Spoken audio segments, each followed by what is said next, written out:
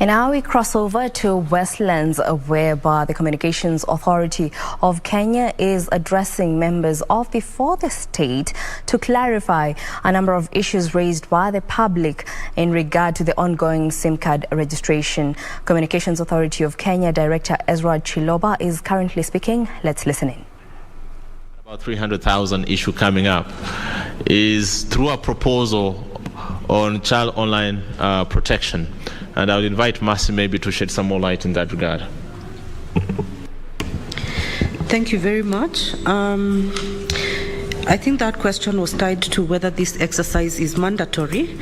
And indeed, it is mandatory. It's a statutory requirement.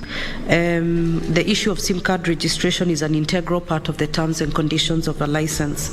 Now, when it comes to the case of minors, the reason for requiring a check and verification on this is because when a SIM card is registered for a minor, it is subject to certain higher cautionary outlook than would be available for an adult. So it therefore becomes incumbent for any parent or guardian to actually want to verify whether the minors in their custody have numbers that are appropriately registered. And one of the requirements by the law is the production of a birth certificate. This would then mean that if a number belonging to a minor does not have a birth certificate registered, it needs to be regularized for the sake and the security of the child who continues to use that device. This is very much a consumer protection issue and something that we should take very seriously, and an opportunity to take corrective action at this point in time, or otherwise then face the penalty that has been spelled out under the law. There was also the question on what triggered this exercise. This exercise was triggered out of the need to generate quality assurance, because the regulator does receive returns from the operators. The regulator also carries out exercises on its own motion to collect regulatory intelligence from the market.